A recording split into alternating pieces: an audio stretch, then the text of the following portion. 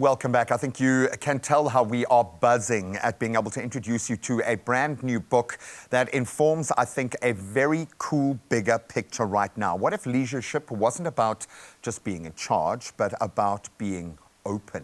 That's one of the big ideas behind Expansive. We are opening ourselves up right now. A beautiful new book co-authored by South African thought leaders and award-winning podcasters John Sanei and Erik Kruger. Yeah, now known for helping teams and individuals think more boldly about the future, Erik has spent years working with top companies to reshape the way leaders lead, and now he's bottled some of his most powerful insights into one smart, practical guide. And I absolutely love what's going on here. Congratulations, firstly. How are you doing?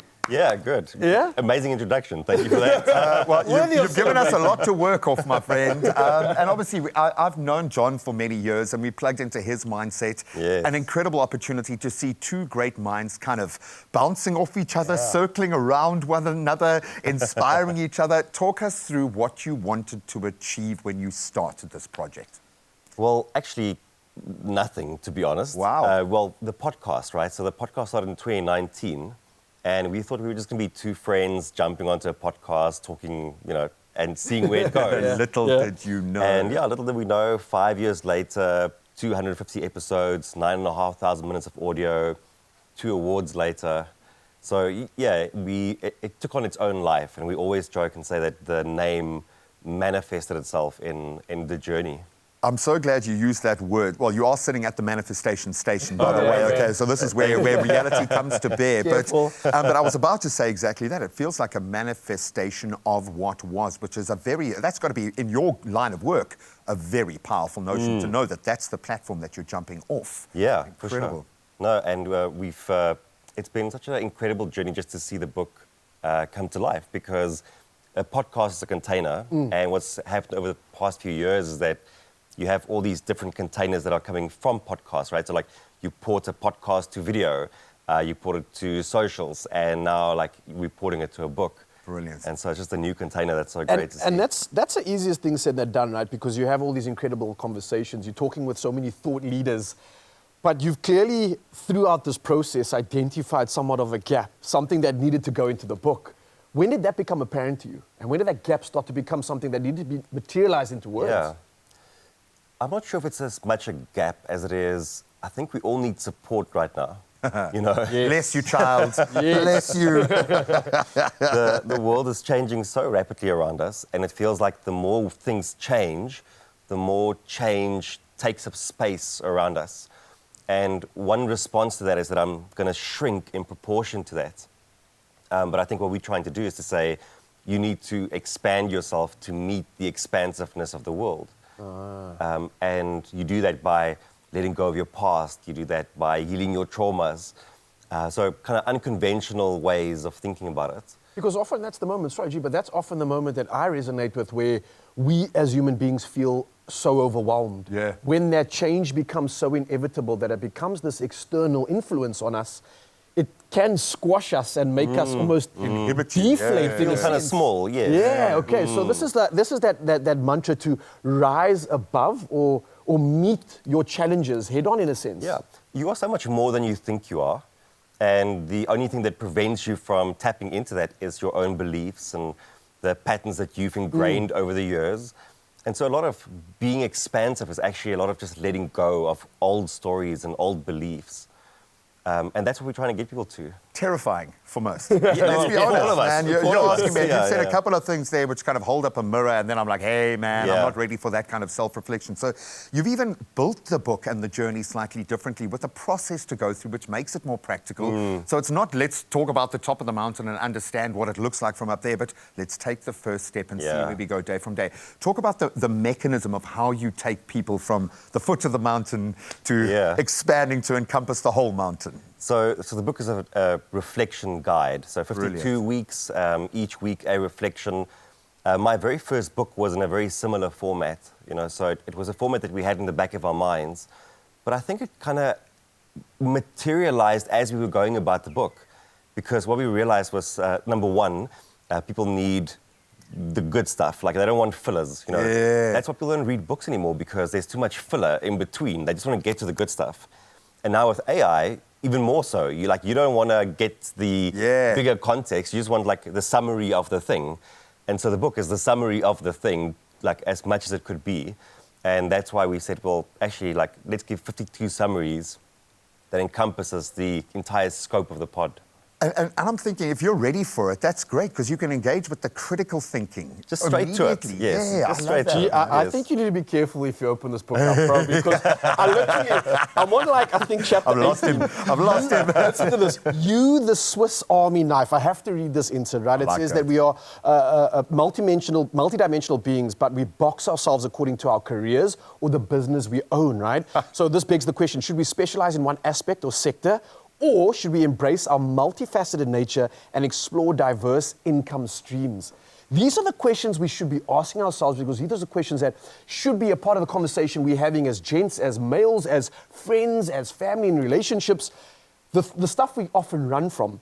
And this is so symbolic for me of a balloon expanding or our lungs expanding. The wall in front of us is actually what we thought the thing shaping us is actually the thing holding us back from expanding further. The canary in the cage, For sure. Bro, careful with this, because symbolically I really resonate with this, and I think this is what people are going to engage with, man. I love how you played this out. Well, we are in a time of redefining everything.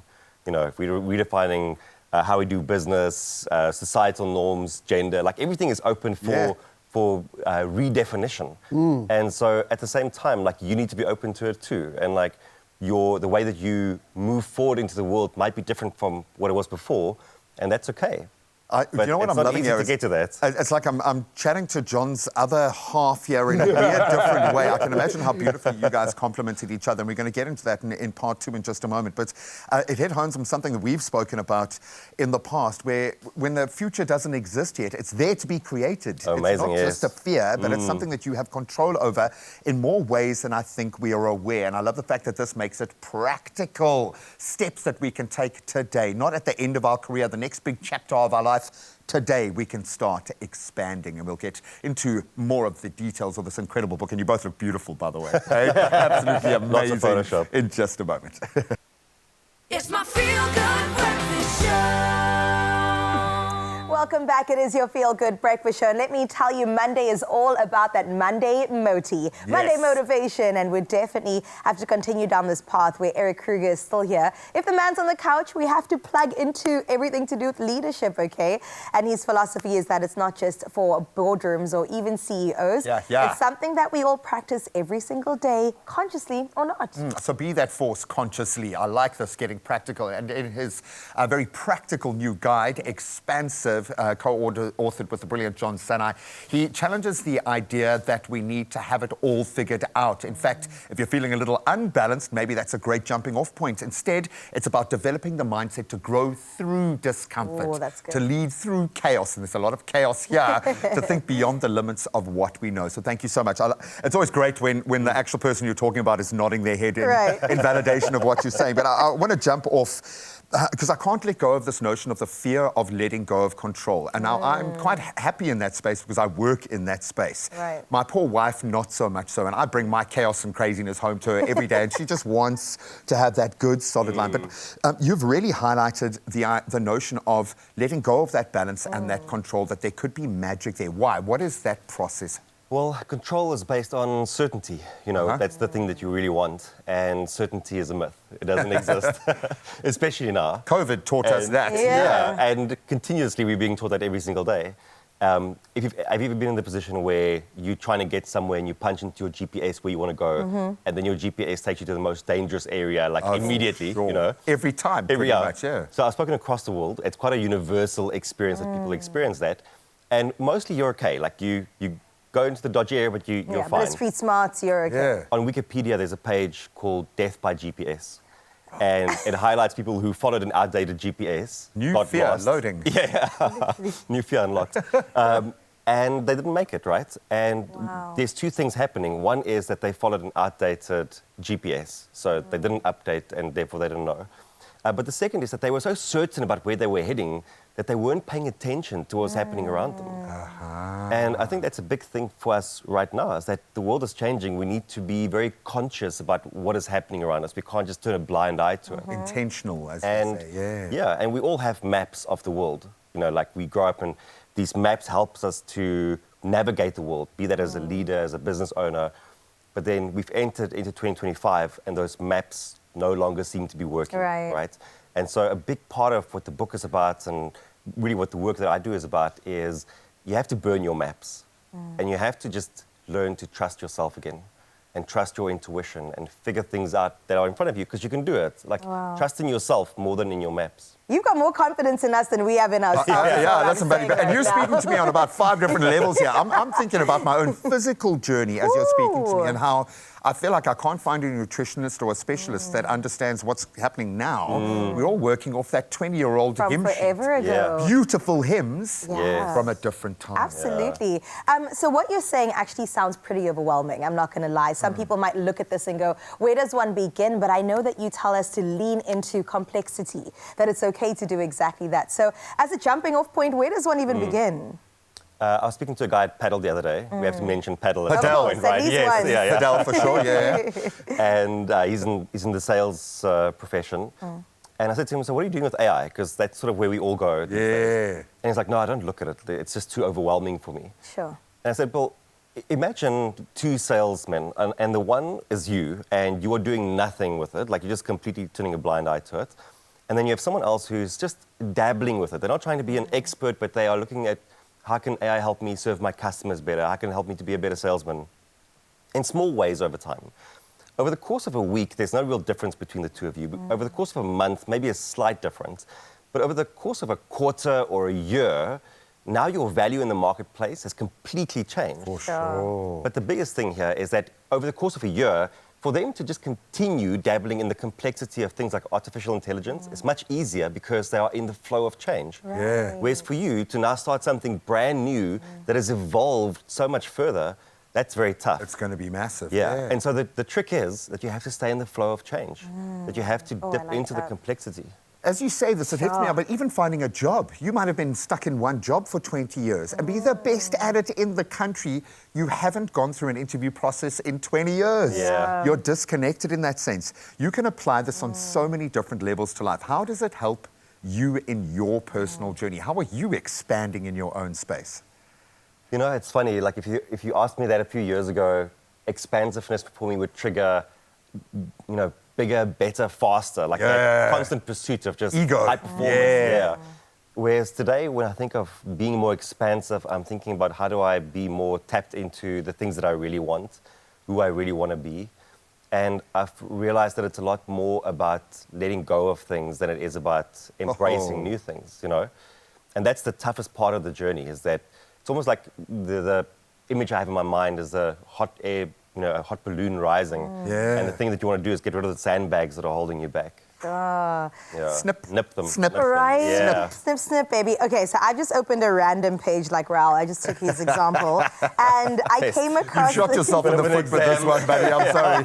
Let's see what you got to say. No, I came across a part about internal cheerleading, which in and of itself is already a heading that I would tattoo on my body, right? It says, when was the last time you had a heart-to-heart with yourself? Is that voice inside cheering you on, or is it tearing you apart? Recognize that you're a country club of beings, the sacred one, the ambitious one, the careless one, each demanding attention. Now, John's advice here is invaluable. He says he treats his inner kingdom like a wise ruler, acknowledging each citizen's role without letting them take over the reign. And that in a... drops my closest book. So are we going to have one of our little discussions in the dressing room now about the self-talk thing? Okay. No, but it is, because I don't think Carissa even noticed how often she will say something negative about herself, like all women. And please, this is not a poke. This is just an observation from someone who's grown up surrounded by women. But it's so easy for women to negatively talk to themselves all the time. And you've got to call yourself. Why is that narrative so vitally important? Yeah, I think, you know, we all have this voice in our heads. And for whatever reason, it just tends to be more destructive than constructive. And so a big theme for us always is that you have to build that self-awareness of how are you dealing with yourself? And how are you reorganizing and recalibrating that voice in your head to help you achieve instead of like it holding you back and it being that like there's enough criticism around you. Yeah. The last thing you need Certainly is in to our criticize business. yourself as well. Oh, man, I good. love this. I'm thinking that the real gold here is in this moment, because this is a moment. It's a big moment for you and John, a big moment for the readers that are going to be embracing this. Where can they connect with you personally? How are you going to handle the launch and the big reveal to the world? So we're doing a launch on the 20th and 21st. 20th is in Cape Town, 21st in Joburg, and then in June we're also heading to Dubai to do some launches there as well. Beautiful. Yeah. And people can find us on the socials, Erik Kruger, John Sanei, like you'll find us very easily. Can I ask a personal question? Go for it. Do it. Because you've done a lot, and I'm asking you to set aside all your helping the rest of us nonsense, okay? Yeah.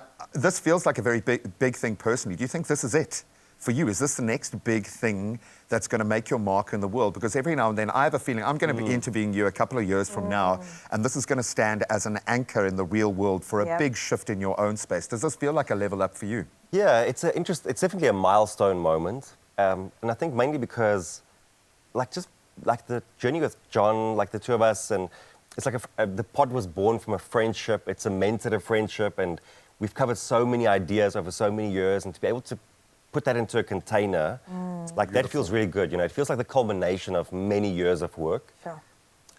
But the book is quite interesting in that it covers a lot of ideas. It doesn't just go like, here's the one thing you need to go and solve. Yeah.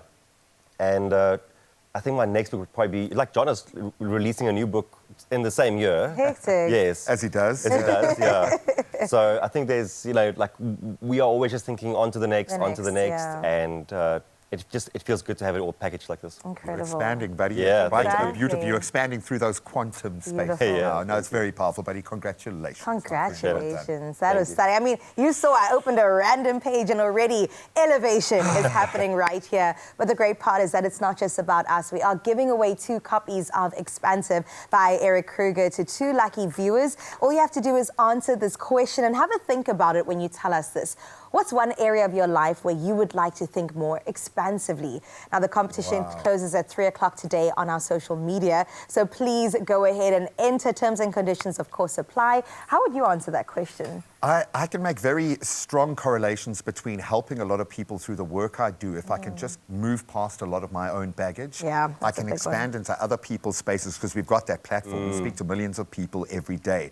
So I think for me, this notion of I can heal myself and heal others through this expansion, and that's where I want to take it. I want to try and reach and connect with as many people as I can to get them to see themselves differently as I authentically go through the process to see myself differently. And if I can achieve that in life, I think I'll be happy. Can I have the book, please? Yes, I don't even think you need it at this point. Did you hear that answer? My goodness, that was beautiful. Wow, well, dude. take a leaf from and a page from Graham's book and make sure that you answer as well, because this needs to be in your hands and in your artillery to just handle life a little bit better. For now, though, speaking about handling things, we're heading into the kitchen to make sure that this meat-free Monday is taken care of.